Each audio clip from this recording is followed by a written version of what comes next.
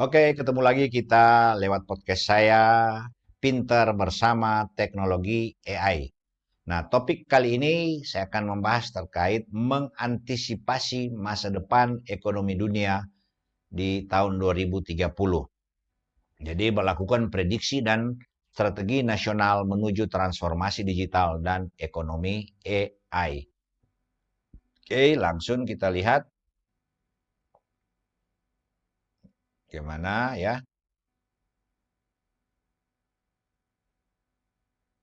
Oke, mari kita lihat latar belakang global ya.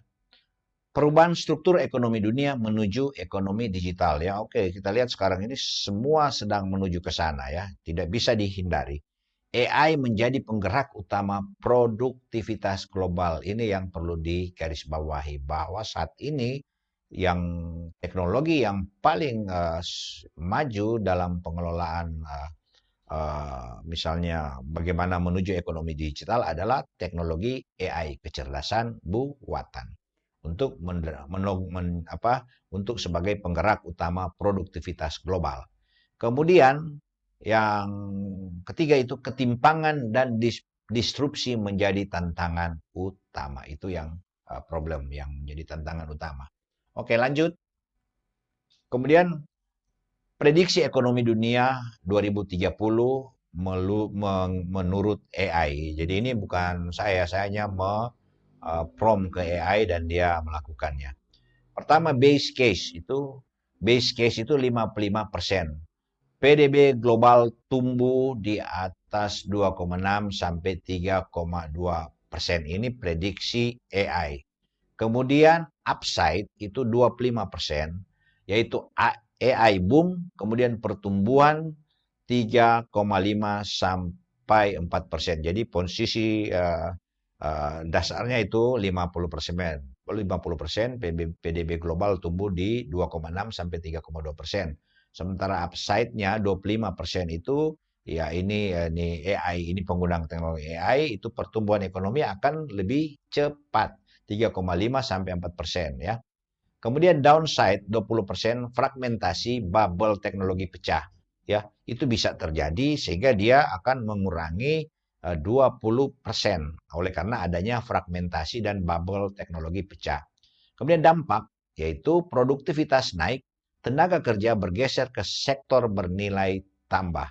Jadi ini dampak yang bisa kita lihat adalah produktivitas naik, sementara tenaga kerja bergeser ke sektor bernilai tambah. Nah, lanjut. Ya, peta dampak AI terhadap sektor dunia. Jadi bagaimana dampak AI terhadap sektor dunia? Di manufaktur, desain generatif dan predictive maintenance, yaitu di sektor manufaktur ya. Kemudian di sektor keuangan, otomatisasi analitik dan deteksi fraud, yaitu jadi dampaknya ya. Kemudian di sektor energi, optimasi smart grid, yaitu. Kemudian pendidikan, personalisasi belajar, yaitu akan terjadi di dunia pendidikan ya, karena ya semua sudah bisa dia pelajari. Masih perlukah guru? Itu bisa apakah guru masih perlu ya? Ini ya kalau orang sudah bisa, AI sudah bisa seperti yang saya lakukan ini. Saya sebagai AI data analisis, saya sudah menggunakan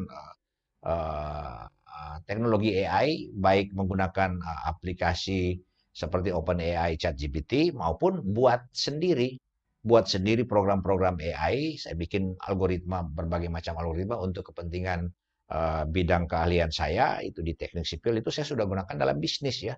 Termasuk saya berbisnis di bidang-bidang yang lain itu ya. Kenapa? Karena ada AI.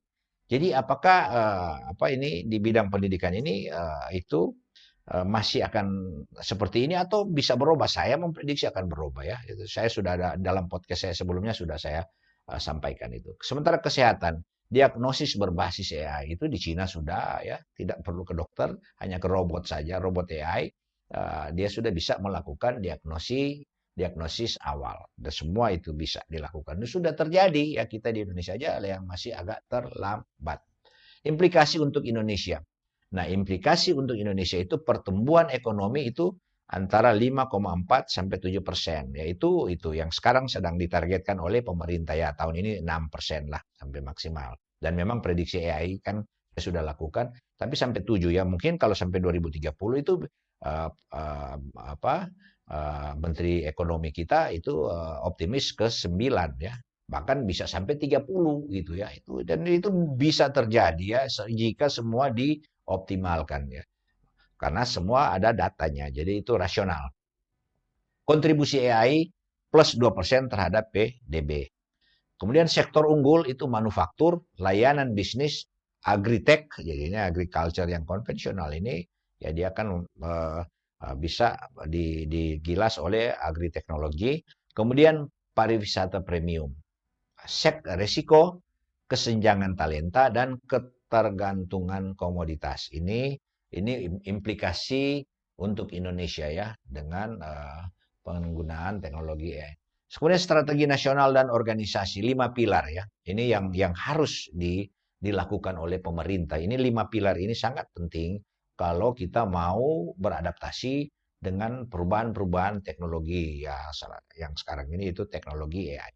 Yang pertama maka dia bilang itu apa yang harus dilakukan yaitu 5 pilar ini ya. Pertama literasi digital dan AI. Ya, kebetulan saya di Fakultas Teknik sudah melegalkan ya, itu bisa digunakan. Kemudian infrastruktur digital dan inovasi.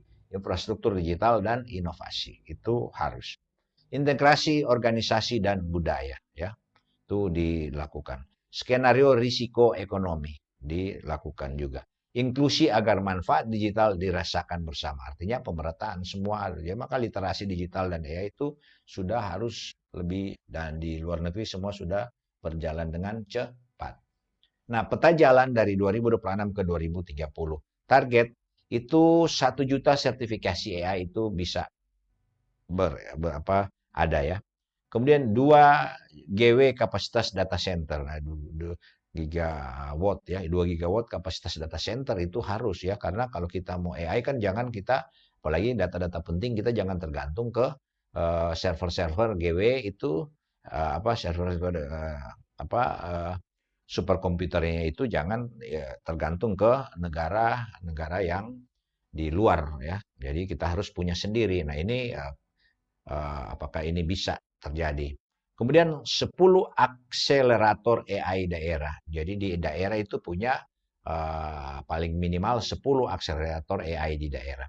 Kemudian regulasi data dan audit model nasional. Ini peta jalan 2026-2030 untuk pengembangan teknologi atau pengaruh ekonomi global oleh adanya teknologi AI. Nah, sekarang dashboard indikator kinerja, yaitu ada dashboard yang bisa kita akses dan bisa kita lihat, yaitu pertama belanja AI, ICT, yaitu persen PDB ya, dari sekian persen dari PDB. Jumlah talenta tersertifikasi yang tadi ya, kita harus melatih semua ya, supaya orang bisa migrasi. Ekspor jasa digital. Kemudian produktivitas manufaktur, dan kelima itu penetrasi AI di UMKM, kemudian investasi asing sektor AI, yaitu ya wah kita lihat negara-negara seperti Amerika sedang membangun itu berapa ribu hektar itu untuk pembangunan satu apa itu bisnis AI ya itu ya. Oke, lanjut. Skenario risiko dan fleksibilitas. Jadi resesi global itu minus. Jadi kalau ada risiko dan fleksibilitas itu akibat ada resesi global itu minus 2% PDB. Kemudian lonjakan suku bunga plus 200 BPS itu ya itu bisa terjadi. Crash teknologi itu menyebabkan minus 40%. Kemudian gangguan cyber besar. Jadi itu adanya gangguan masalah keamanan cyber. Kemudian siapkan strategi biaya fleksibel dan modular budgeting. Jadi oleh karena ada skenario risiko dan fleksibilitas, maka harus ada strategi biaya fleksibel dan modular budgeting. Ini skenario risiko dan fleksibilitas. Nah, rencana 100 hari dan kebijakan prioritas ini untuk Bapak Presiden dan yang bisa dilakukan yaitu roadmap compute nasional. Jadi kita harus punya roadmap compute nasional. Kemudian 100 use case AI lintas kementerian. Ya, sudah harus segera diadopsi dan segera berintegrasi. AI skill voucher nasional, yaitu yang sudah bisa kita untuk mengstimulus ya. Kemudian akselerator UMKM AI di 10 provinsi. Jadi dia masih menggunakan 10 provinsi. Kita harus mulai 100 hari ke depan ya. Jadi ya tahun-tahun ini sudah mesti jalan.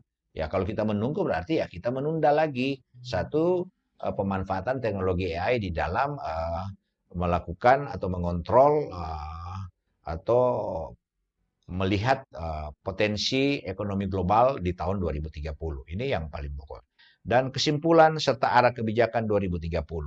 AI bukan ancaman tetapi ujian kompetensi nasional. Jadi sekali lagi ingat, AI bukan ancaman tetapi ujian untuk menjadi kompetensi nasional. Kemudian transformasi digital harus inklusif dan berbasis kompetensi. Inilah yang harus diajarkan kepada generasi-generasi saat ini yang akan memasuki generasi tahun 2030, ya mereka harus memiliki kompetensi antara lain yaitu kompetensi pemanfaatan teknologi AI.